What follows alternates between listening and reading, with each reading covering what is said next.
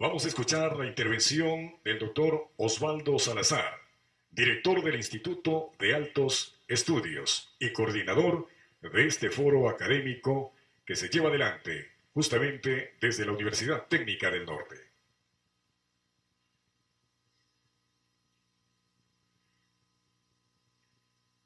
Distinguidas personalidades de la mesa directiva, el Estado ecuatoriano, secuestrado por décadas por la derecha política, desde el año 2007 ha reorientado su acción en 180 grados. Ha incorporado nuevos principios y objetivos que constan en la Constitución y el Plan Nacional de Desarrollo para el Buen Vivir. Antes, el sistema económico estaba orientado a favorecer a quienes han concentrado la riqueza y el poder político, privilegiando siempre al mercado en todas sus acciones. Ahora, no solo existe una nueva concepción, sino que estamos viviendo las ventajas de una economía social y solidaria, cuyo eje fundamental es el ser humano, considerado como sujeto y fin.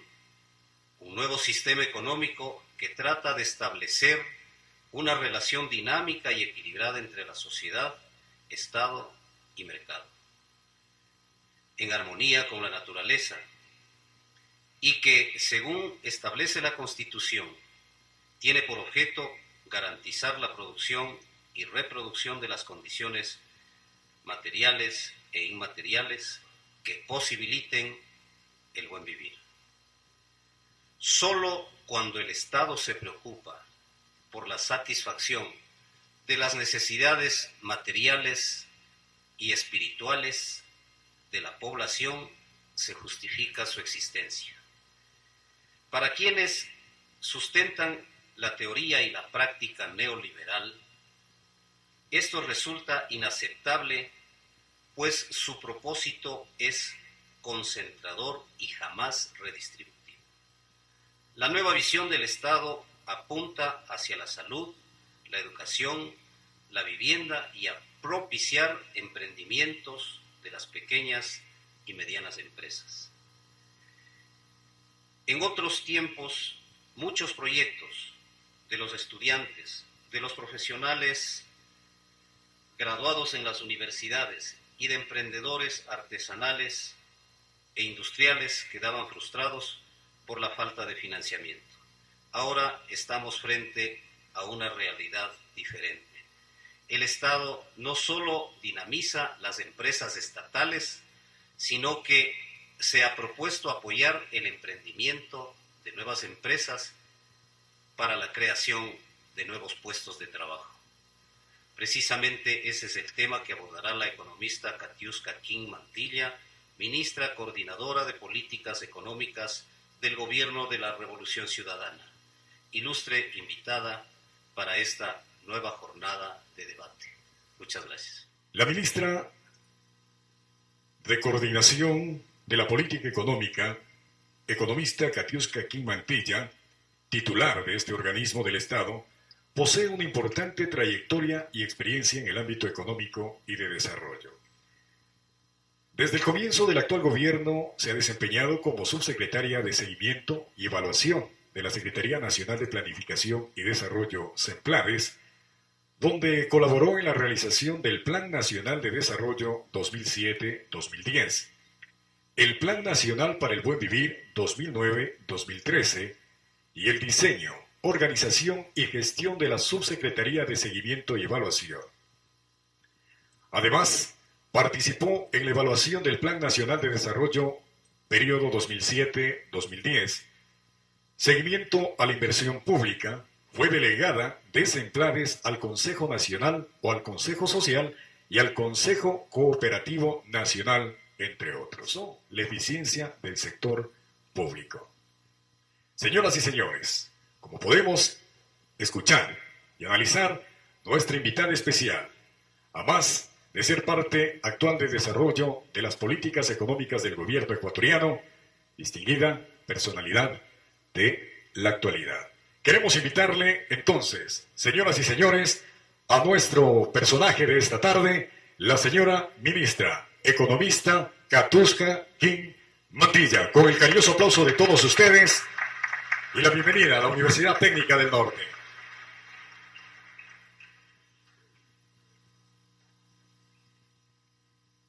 Buenas tardes con todos y todas.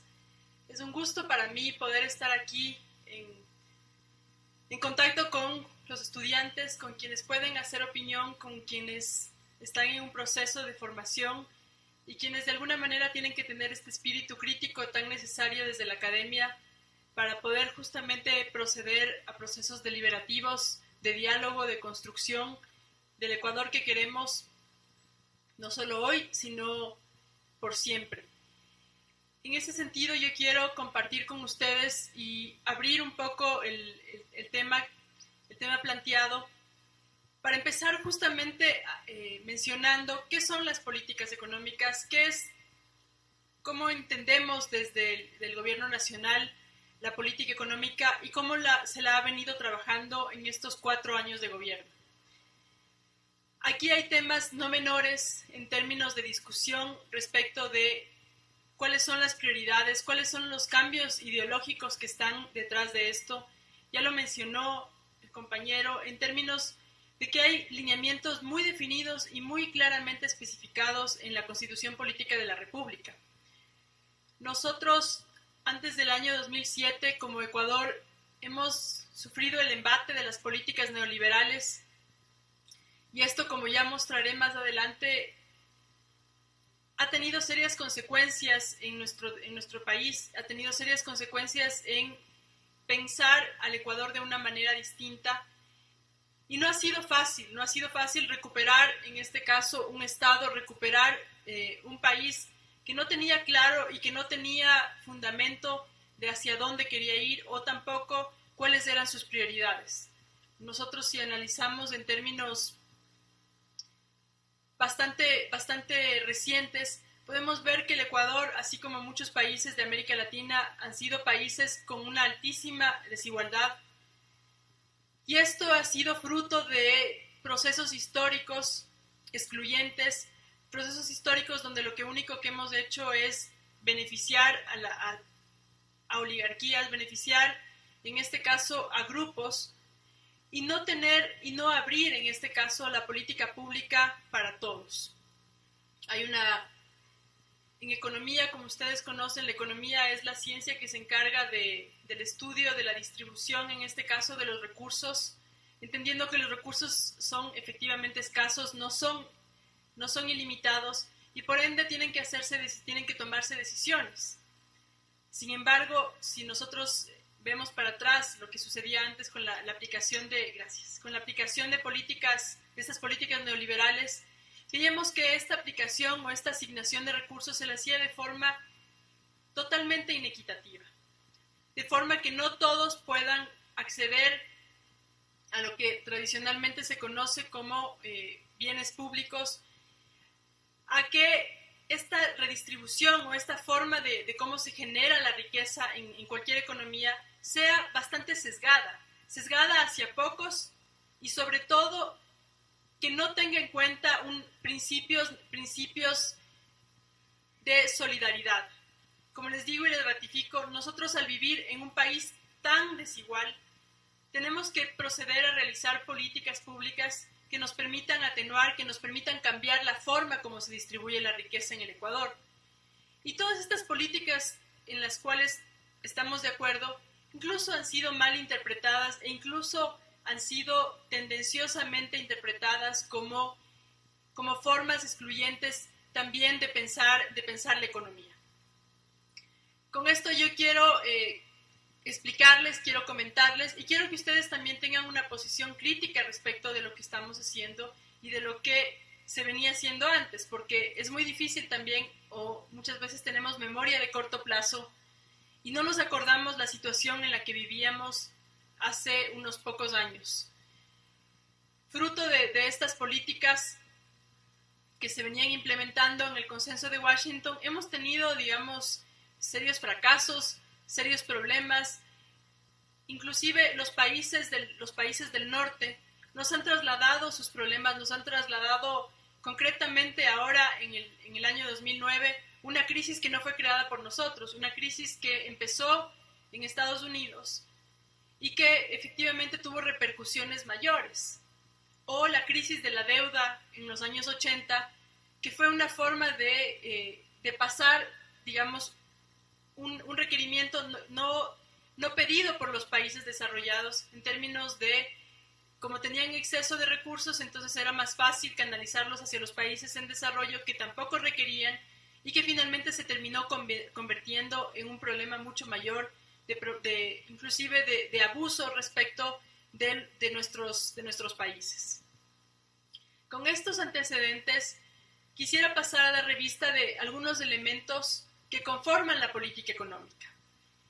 Entendiendo la política económica como esta herramienta que tiene que también trabajar con procesos de economía política que vienen atrás, que no son fáciles y que sobre todo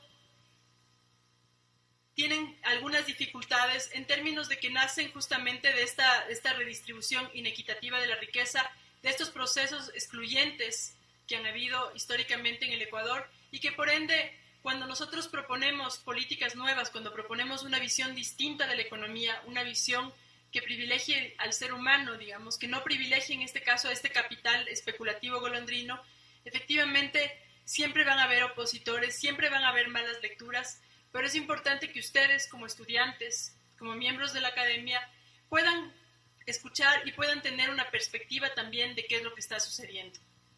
La política económica finalmente termina siendo clave en términos de la reorganización del Estado, la reorganización de procesos de cambio como los que estamos viviendo en el Ecuador. Y si no modificamos en este caso la composición, las estructuras productivas, difícilmente vamos a pensar en un Ecuador diferente. Es por eso que lo que nosotros hacemos desde la política económica es potenciar y recuperar un Estado, y eso, digamos, ha sido la mayor parte de estos 4 años, recuperar un Estado que estaba cooptado o que estaba privatizado. Este Estado respondía a intereses de pocos y siendo así, tenía serias dificultades para atender las nuevas necesidades. Nosotros hemos recuperado este Estado en sus 5 capacidades o en sus 5 funciones que normalmente debería tener cualquier Estado. Primero, hemos empezado por una recuperación de la innovación institucional. Todas las instituciones, sean estas públicas o privadas, siempre tienen que tener una capacidad dinámica de recrearse para repensarse y para justamente atender las necesidades. La segunda capacidad que se recupera es una capacidad de redistribución. Siendo un país tan desigual, si no tenemos esta capacidad de redistribuir recursos, no vamos a cambiar absolutamente nada. La tercera capacidad es una capacidad de regulación. ¿Por qué de regulación? Porque lamentablemente el mercado no es el mejor asignador de los recursos. Y al no ser el mejor asignador de los recursos, tenemos que tener una capacidad de regulación para poder incidir en el mercado y poder corregir estas fallas de mercado. La quinta función, en este caso, es una política exterior soberana. Nosotros no podemos pensar un Ecuador diferente, un Ecuador distinto, si no tenemos una política exterior que responda a nuestras propias necesidades. Este es un elemento clave, un elemento fundamental, porque es justamente el que nos permite tener un relacionamiento con el resto del mundo y a nosotros, digamos, no solo en términos económicos, sino en términos políticos y en términos de cooperación con el resto de países, es fundamental que respondamos a nuestras propias visiones, a la visión que nosotros mismos hemos construido, y es así como este gobierno plantea también una visión distinta de lo que se conoce tradicionalmente como su visión de desarrollo, una visión propia, una visión que parte de conocimientos ancestrales, que parte inclusive de concepciones aristotélicas, y que es esta noción del buen vivir. Una noción del buen vivir donde no necesariamente tengo que pensar en una cantidad infinita de recursos porque lamentablemente no existe, y porque lamentablemente, o para bien digamos de todos, tenemos un solo planeta, y ese planeta nos marca la sostenibilidad ambiental y nos marca justamente el hecho de que nosotros tenemos que ser consecuentes con las generaciones futuras. Nosotros no podemos hacer uso de todo lo que tenemos y hacernos de la vista gorda de las generaciones venideras. Esto es lo que se conoce como la justicia intergeneracional y que es algo evidentemente clave y necesario.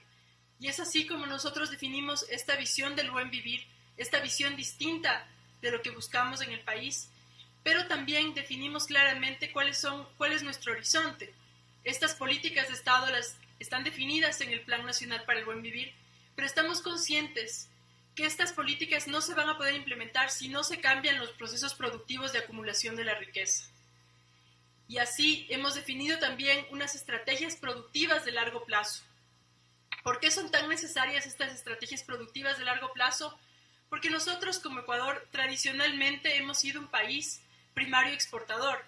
Antes primario exportador de cacao, después de banano, ahora de petróleo. El petróleo se va a terminar y estamos en una sociedad cada vez más avanzada que genera mucho más valor agregado, que se especializa en determinados bienes y servicios, y nosotros también tenemos que pensar en que tenemos que darle un futuro al Ecuador. Y este futuro al Ecuador es justamente pasar de ser un país primario exportador a ser un país terciario exportador de bioconocimiento y servicios turísticos.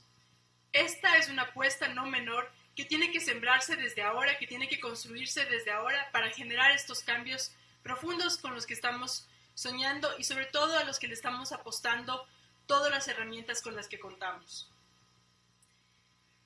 La política económica y la visión de la economía ecuatoriana y las perspectivas de la economía, de la política económica son muy pertinentes para que ustedes tengan en claro qué es lo que está en juego, cuáles son los intereses que pueden en este caso impedir que nosotros continuemos en un proceso de cambio profundo, pero sobre todo teniendo en cuenta, como les digo, siempre el punto de partida. Nosotros no podemos olvidarnos que lo que buscamos es una relación equilibrada entre el Estado, la sociedad y el mercado.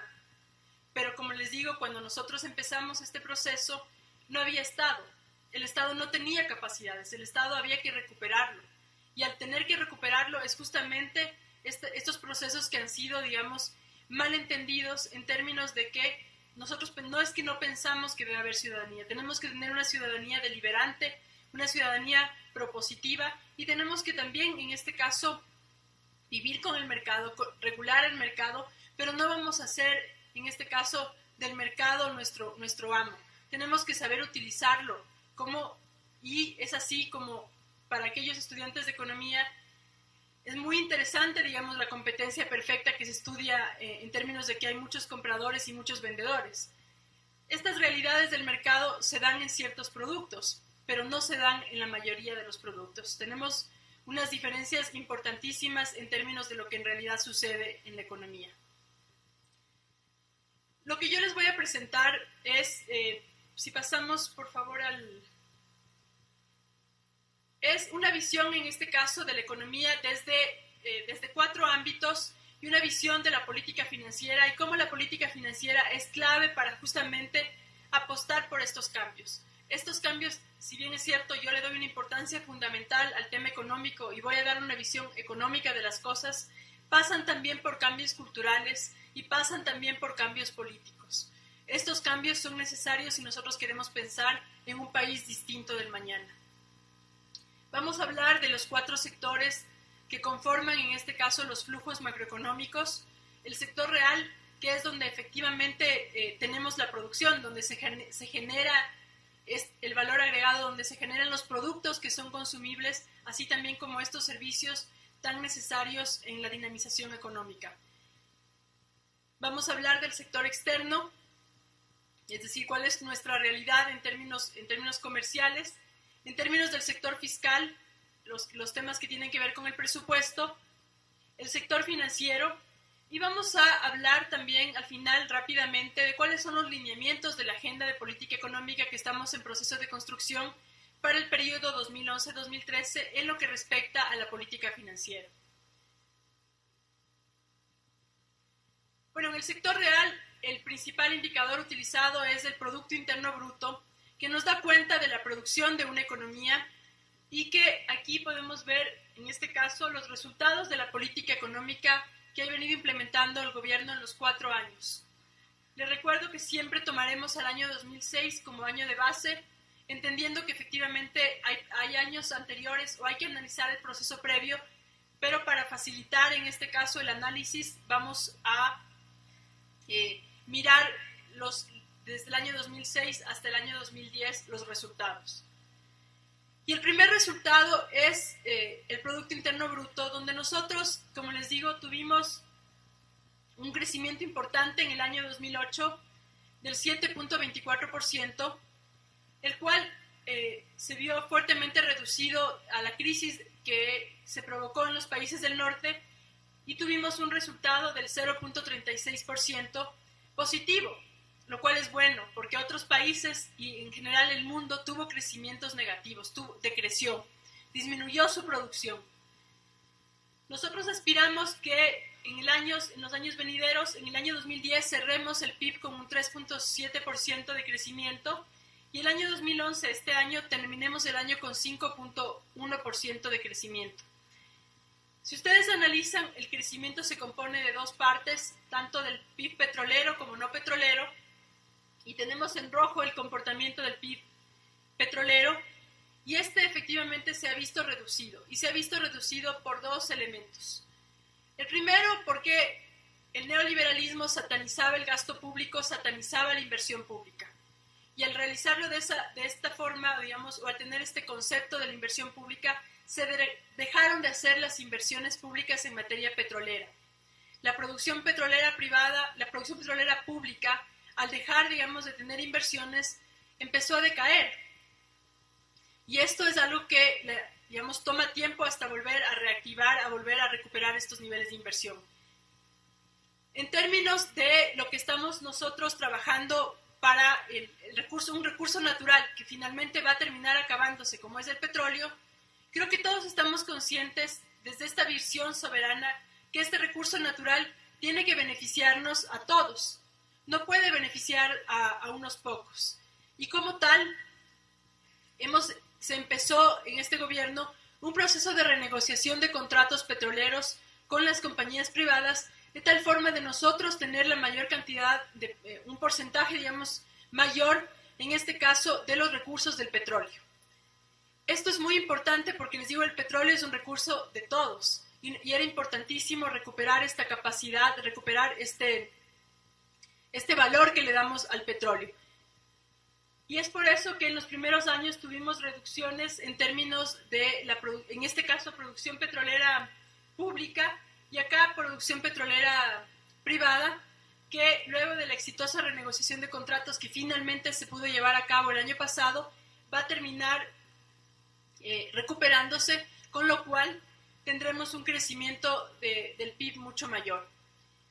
Por otro lado, la línea verde es la línea que más nos interesa y es la que nos da cuenta del PIB no petrolero, que es aquel PIB que efectivamente se basa en cambios productivos, se basa en bienes y productos diferentes de una economía petrolera, de una economía que sea, digamos, post-petrolera, si queremos llamarlo de alguna manera, y que justamente genere valor agregado. Nosotros no solo pensamos en términos de crecimiento o de aumento de producción, sino que pensamos fuertemente en la generación de empleo. Y es así como en el año 2010 nosotros terminamos el desempleo con un 6.1% a diciembre del 2010 y con niveles de subempleo del 47.1%, menores que los del 2009, y con niveles de ocupación plena crecientes. Esto es gratificante porque efectivamente empezamos a ver procesos productivos que generan empleo. Y esto es, digamos, no solo ver el aumento de la producción en pocas manos, sino el aumento de producción que genera trabajo para otros.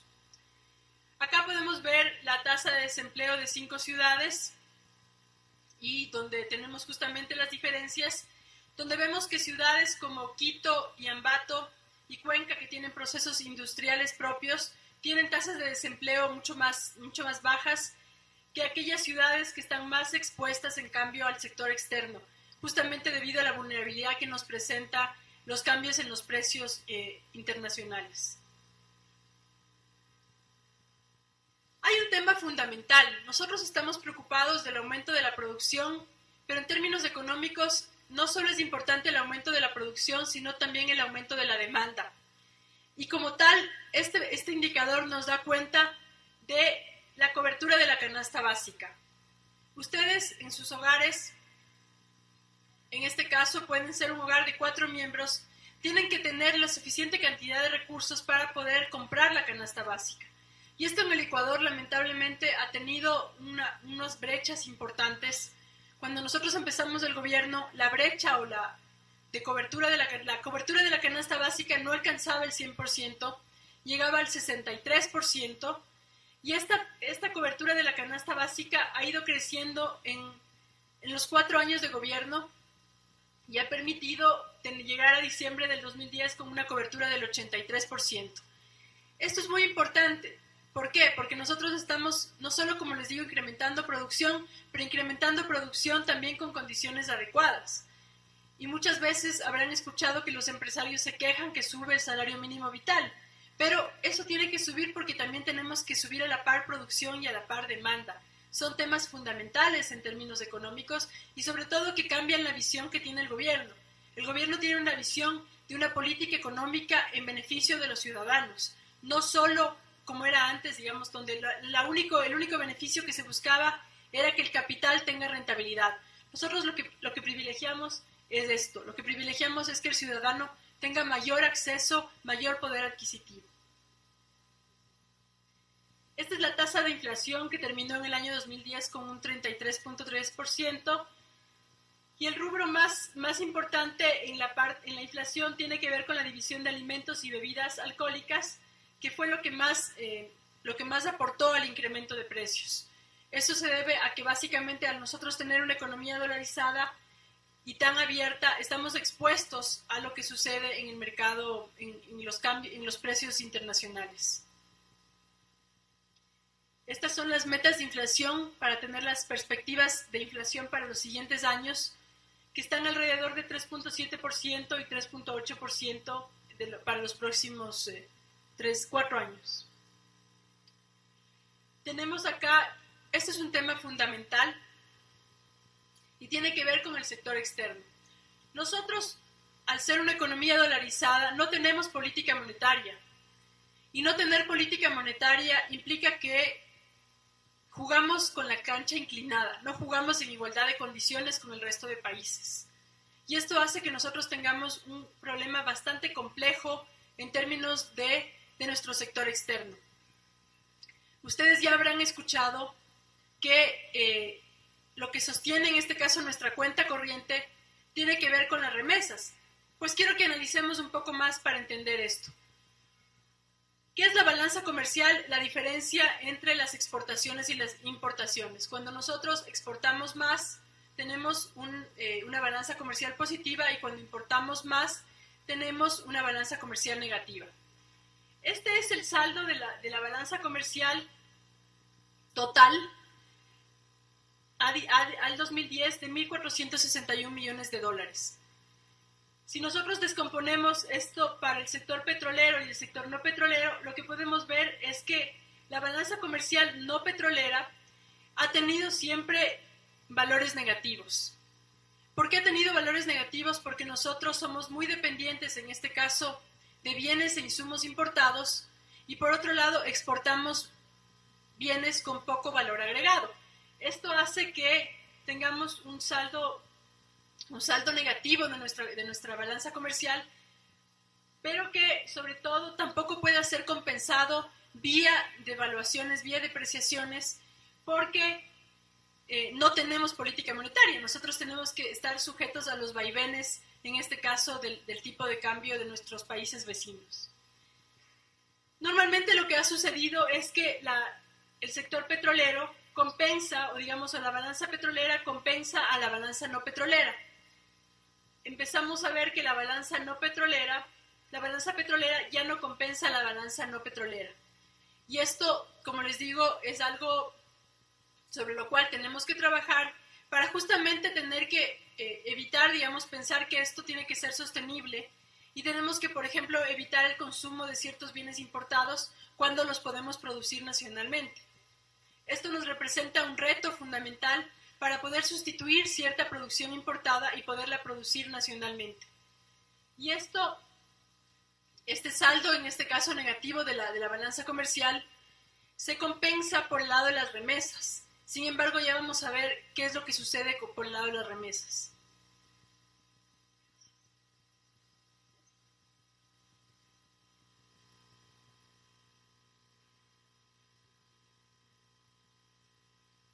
Este es el tipo de cambio real.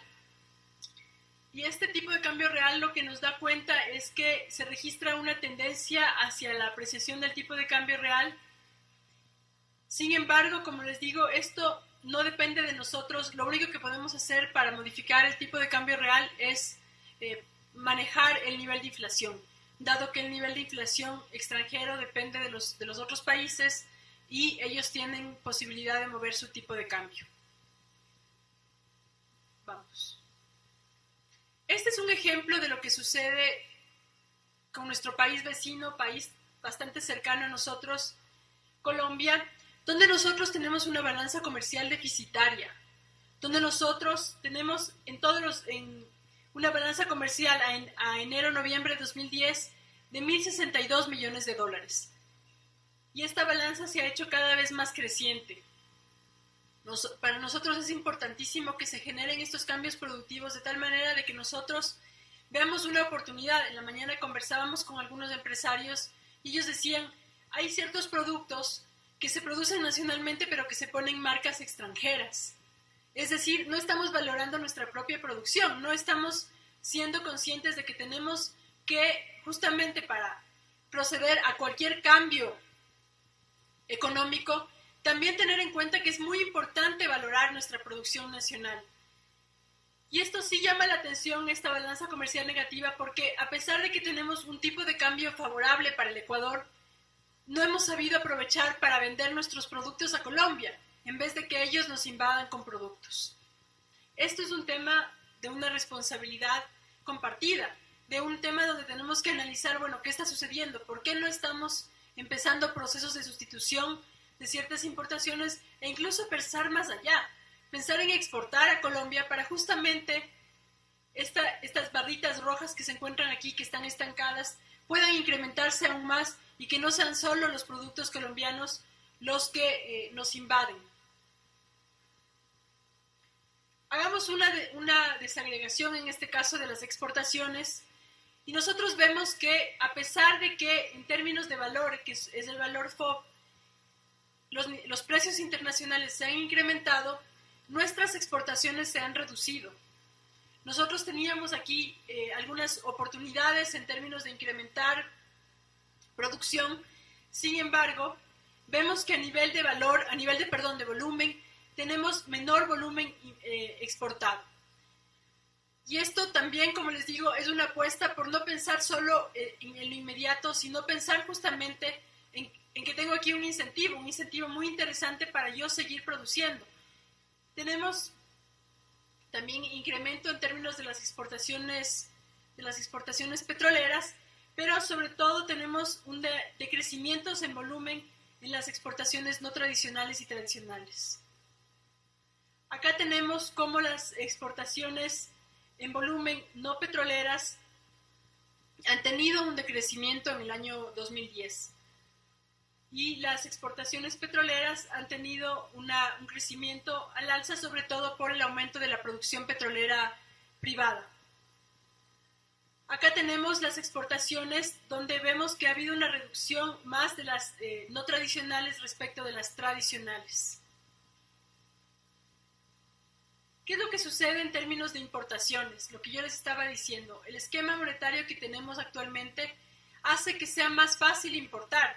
Sin embargo, nosotros tenemos que pensar en que no necesariamente tenemos que ir por la vía fácil, sino que tenemos que, en ciertos casos, incluso restringir importaciones. Y ya hicimos, digamos, un proceso de salvaguardia implementado en el año 2009 para evitar que nuestra cuenta corriente tenga mayores problemas. Y este proceso de salvaguardia lo que ha permitido es reactivar ciertas industrias que antes estaban olvidadas. Industrias de la curtiembre, industrias textiles, industrias del calzado, sobre todo de la sierra. Y estas industrias son las que han permitido tener los niveles de desempleo que vimos antes. Esto es muy importante porque tenemos que entender que nosotros tenemos, digamos, al no tener política monetaria, nuestra masa monetaria es una masa monetaria endógena, que depende en este caso de la cantidad de divisas que queden del sector externo. Y por eso es muy importante cuidar las divisas y es muy importante que haya más exportaciones que importaciones. Y aquí hay retos importantes para justamente disminuir el nivel de importaciones que tiene la economía ecuatoriana y para tratar de que estas importaciones sean importaciones de bienes de capital, más no de bienes de consumo que sí pueden ser producidas nacionalmente. Acá tenemos la variación de las importaciones totales, cómo las importaciones petroleras se han incrementado básicamente porque en el año 2010 sufrimos otra vez un estiaje que felizmente no se tradujo en apagones, pero que requirió el consumo de derivados.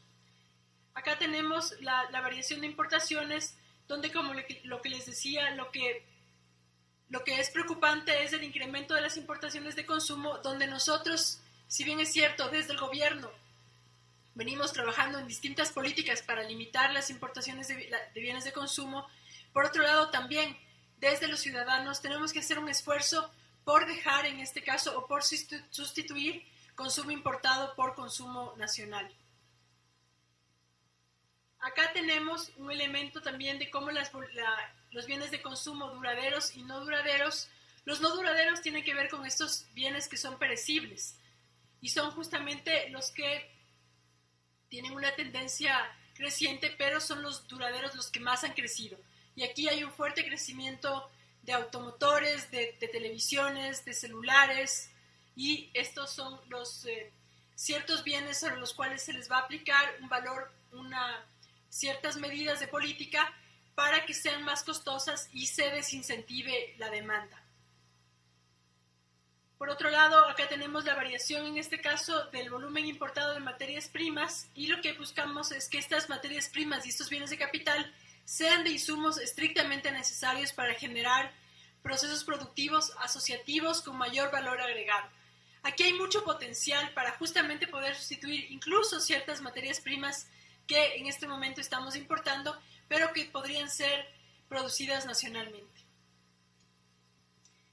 Este es el otro lado de la cuenta corriente. Hemos visto la balanza comercial, pero en la cuenta corriente, digamos, lo que compensa el saldo negativo de la balanza de bienes y de la balanza de servicios son las remesas. Pero como ustedes saben, luego de la crisis del 2009, nuestros compañeros migrantes también han visto reducidas sus posibilidades de actividad económica en el exterior, sobre todo en España, donde vemos que tenemos una reducción en las remesas en los últimos años. En el último año tuvimos de 14.6% de reducción y para Estados Unidos lo que tenemos es un decrecimiento en el 2009 y un crecimiento en el último año. Sin embargo, en términos del 2010 tenemos un decrecimiento también, pero un decrecimiento menor del que tuvimos en el año pasado.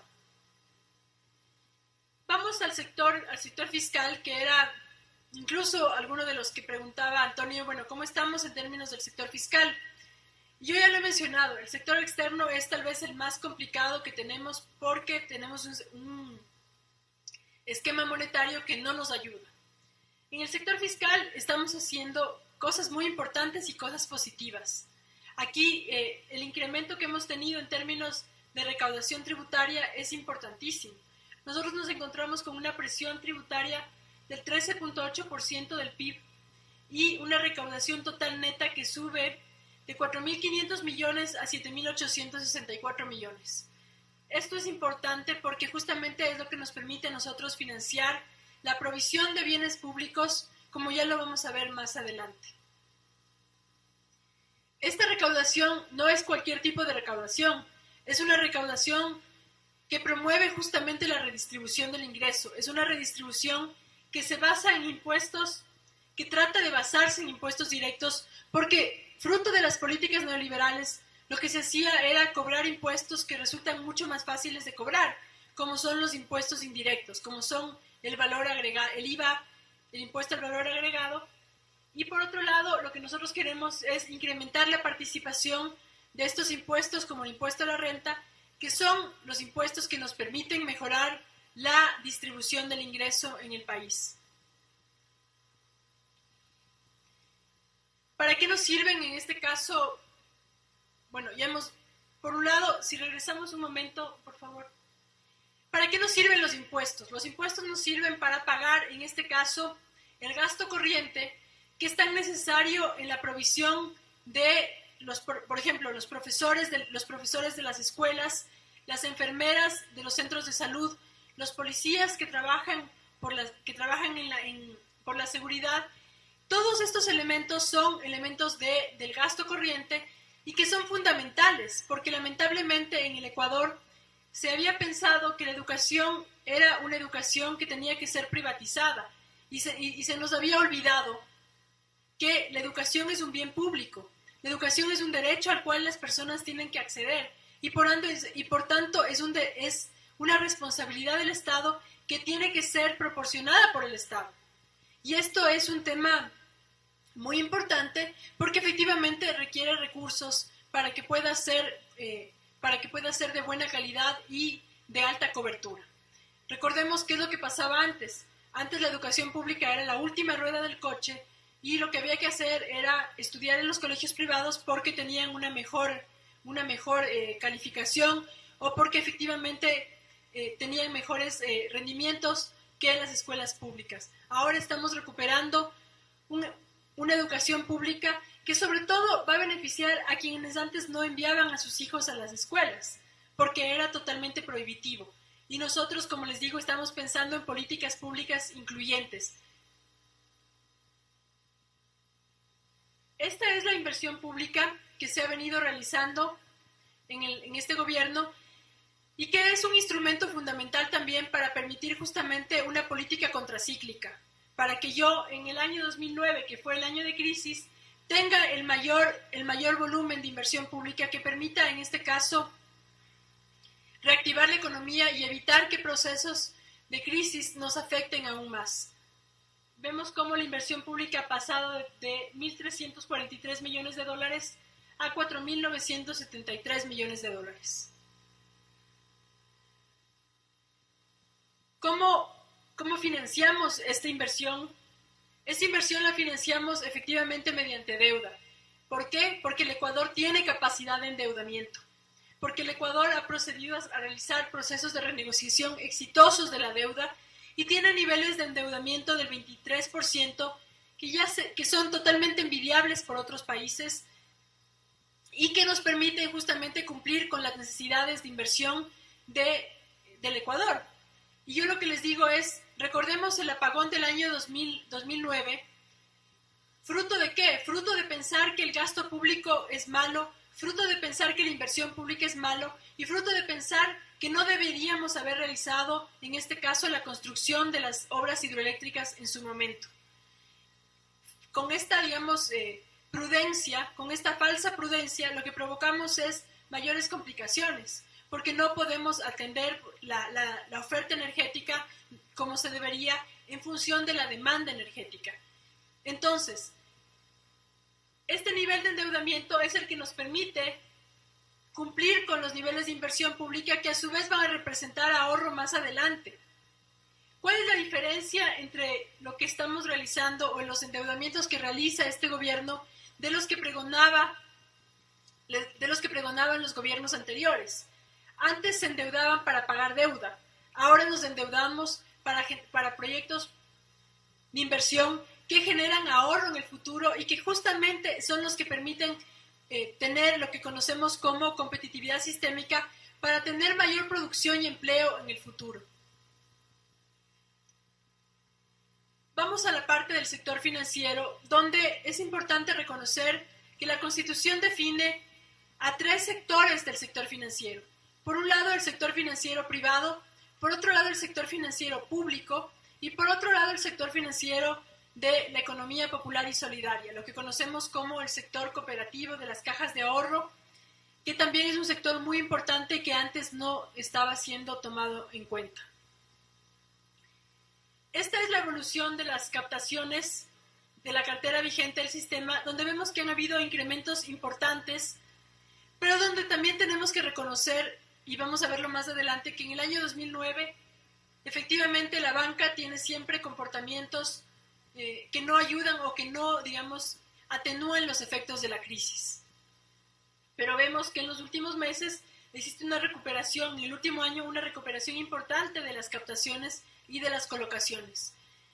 La banca privada por cada dólar captado coloca por cada dólar que capta, coloca 75 centavos en crédito.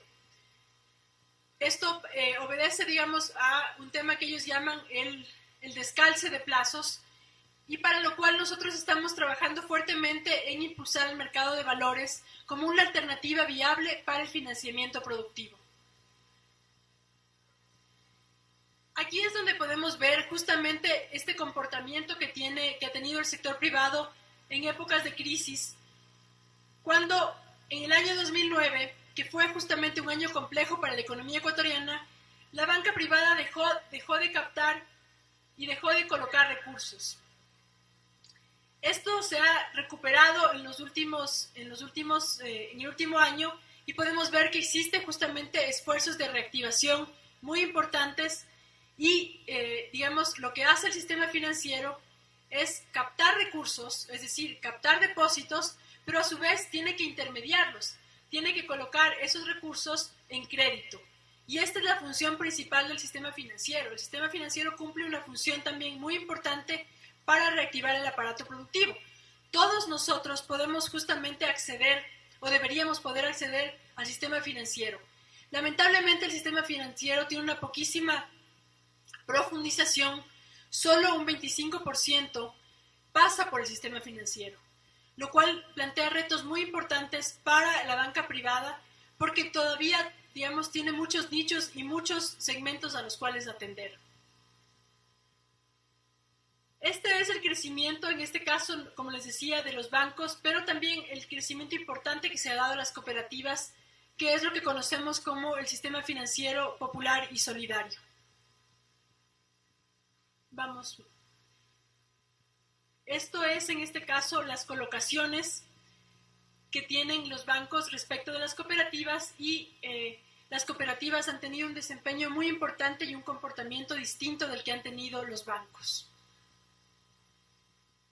Cuando hacemos un análisis del crédito, podemos ver que el crédito que más, digamos, en términos de volumen, el más importante es el volumen de crédito productivo. Lamentablemente, esto sería, digamos, algo muy positivo, pero lamentablemente este volumen de crédito productivo tiene un plazo de menos de un año y no permite que cualquiera de ustedes o cualquier empresario pueda realizar una inversión adecuada, porque el plazo en menos de un año no me permite a mí repagar el crédito. Tenemos acá cómo ha crecido el crédito de consumo de forma importante, así como el microcrédito, y se ha dado impulso también al crédito de la vivienda. Aquí es importante mencionar que el crédito de la vivienda es un crédito que tiene mucha reactivación atrás, que tiene mucho impulso atrás y que es algo muy deseable en la economía. Acá tenemos la distribución de cómo han crecido el volumen de crédito en todos los sectores, pero sobre todo aquí es importante mencionar que el gobierno está trabajando para que el costo del crédito, y empezó trabajando desde el inicio del gobierno, para que el costo del crédito sea mucho menor, para que aquellas transacciones o aquellos costos que nos cobraban no dificulten el acceso al crédito. Y esto ha permitido que, a pesar de las críticas que realizaban los bancos, tengamos crecimientos sostenidos de las colocaciones de crédito. Sin embargo, estamos conscientes de que, como les decía, el mercado no necesariamente es el mejor asignador de recursos. Y al no ser el mercado el mejor asignador de recursos, tenemos aquí que potenciar a la banca pública. Y potenciar a la banca pública implica justamente recuperar esta banca pública que había estado olvidada. Y por ende, nosotros tenemos acá el volumen de crédito en el año 2006 de la banca pública, que fue de solo 455 millones de dólares y que ha venido creciendo de forma sostenida, pero que sobre todo tiene una ventaja respecto de la banca privada, y es el plazo. La banca pública sí otorga créditos de largo plazo y sí permite justamente hacer apuestas de desarrollo, apuestas por un Ecuador distinto. Vamos a ver cómo está compuesta estas colocaciones de la banca pública, y aquí es importante tener claro cuál es el rol de la banca pública y a qué segmentos atiende para que nosotros podamos justamente facilitar el acceso a la banca. Por un lado, el BEDE es la institución, el Banco del Estado, que da crédito a los gobiernos autónomos descentralizados y que ha tenido crecimientos muy importantes en estos últimos 4 años. El Banco Ecuatoriano de la Vivienda otorga crédito a los constructores y también ha tenido crecimientos importantes en el último año. El Banco Nacional de Fomento otorga créditos a los pequeños productores, a los agricultores, a los pequeños artesanos, y ha tenido un incremento muy importante en el año 2010. La Corporación Financiera Nacional otorga créditos a segmentos más empresariales y cumple también un rol fundamental por el plazo al que otorga y en este caso por el riesgo, que es mucho mayor el que asume la CFN que el que puede asumir la banca privada. El IES, por otro lado, es la institución que otorga el crédito educativo y también ha tenido crecimientos sostenidos, y es muy importante justamente para poder incluir a las personas en este bien público al que llamamos educación. Dentro de la Agenda de Política Económica 2011-2013, nosotros tenemos algunos lineamientos, y los que me gustaría compartir con ustedes para dar paso a la parte de preguntas son los de la política financiera.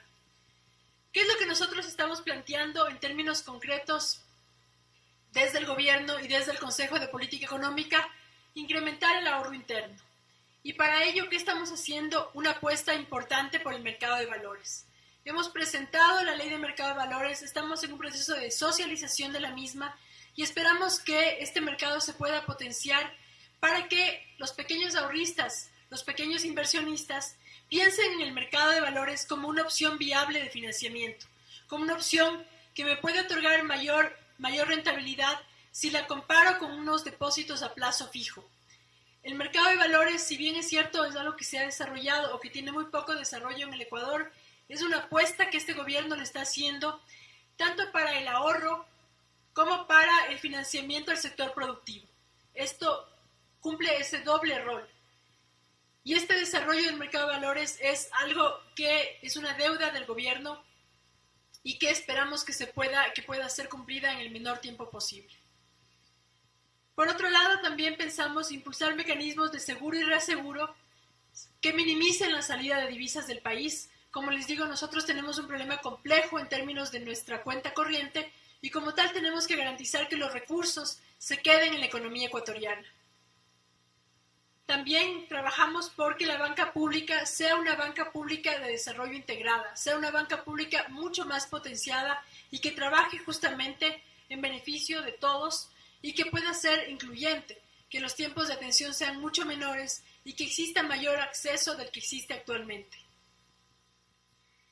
También planteamos el fortalecimiento de las finanzas populares solidarias con la creación, en este caso, incluso de una superintendencia específica para poder entender cuál es la realidad de este segmento que obedece a reglas distintas y que tiene detrás un criterio muy importante que es el criterio de la solidaridad entre aquellos miembros de las cooperativas. Por otro lado, como les decía, esta apuesta importante por el mercado de valores para generar alternativas de financiamiento de más largo plazo y a menores costos. Estos son los lineamientos de la política financiera que estamos realizando desde el Consejo de Política Económica, y con esto creo que he dado un breve repaso por la política económica de este gobierno y por sus resultados positivos, y por aquellos retos que también nos quedan en términos de justamente cambiar esta matriz productiva, entendiendo que lo que tenemos que buscar es tener mayor valor agregado es tener procesos productivos que se integren, que generen encadenamientos productivos hacia atrás, hacia adelante, y que puedan sustituir, en este caso, la compra de insumos importados. Con esto, sin más, dejo la palabra para que podamos proceder a la parte de preguntas. Gracias.